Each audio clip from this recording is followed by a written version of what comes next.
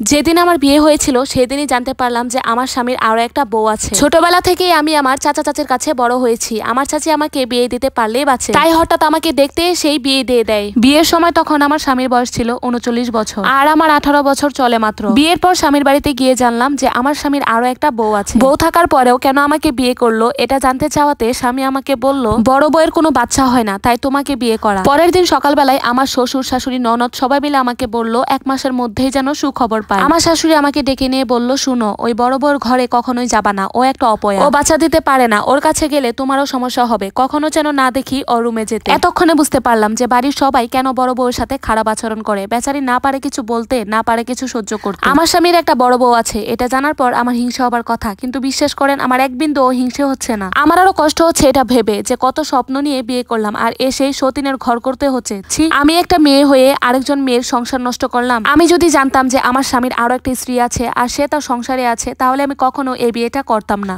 যেহেতু ছোটবেলা থেকে মা বাবা ছিল না, চাচা চাচির কাছে মানুষ হয়েছি, চাচি আমাকে বাসা থেকে বের করতে পারলেই বাঁচে। আর সে কারণে আমাকে দেখতে আসার সাথে সাথে চাচি রাজি হয়ে যায়। ছেলে আসলে কি করে, তার পরিচয় কি, এটা না জেনেই তার সাথে আমাকে বিয়ে দিয়ে দেয়। যাই হোক, বিয়ের 1 বছর পর আমরা অনেকভাবে চেষ্টা করেছি একটা বাচ্চা নেওয়ার জন্য, কিন্তু কোনোভাবেই আমাদের একটা বাচ্চা হচ্ছে না। কিন্তু এরপর আমরা ডাক্তারও দেখিয়েছি। অনেক ডাক্তার দেখানোর পর একজন ডাক্তার আমাদের বলে যে বউয়ের কোনো সমস্যা নেই। কিন্তু এরপরও শ্বশুরবাড়ির সবাই আমাকে অনেক দোষ দিচ্ছে। শ্বশুরবাড়ির সবাইকে আমি অনেক বুঝিয়ে বলেছি সমস্যাটা আমার না, সমস্যাটা হচ্ছে আপনাদের ছেলের, মানে আমার স্বামীর। আর এ কথা বলাতেই আমার স্বামী আমার গায়ে হাত তুললো আর সবাই আমাকে বকাবকি শুরু করলো। আমার স্বামীকে আমি অনেকবার চেষ্টা করেছি ডাক্তার দেখানোর জন্য, কিন্তু সে কোনো কিছুতেই ডাক্তার দেখাবে না। যেদিন আমরা ডাক্তার দেখিয়ে বাসায় আসলাম সেদিন সবার সামনে আমাদের 2 বউকে অনেক অপমান করা হয়। তোরা 2টাই অপয়া, 2টাই বাজে, তোরা 2টাই কখনো সন্তান দিতে পারবি না, তোদের 2টাকেই তালাক দিয়ে আমি নতুন আরো একটা বিয়ে করব দেখি। আমি সেদিন অনেক কান্না করেছিলাম। একবার ভেবেছিলাম যে তাকে আমি ছেড়েই চলে যাব। ছেড়ে বা যাবো কোথায়, আমার যে চাচি সে আমাকে অনেক নির্যাতন করে। সেদিন বড় বউ আমাকে ঘরে নিয়ে ডেকে বলে, বোন, সমস্যা আমারও না তোমারও না, সমস্যা হলো আমাদের স্বামী। দেখো,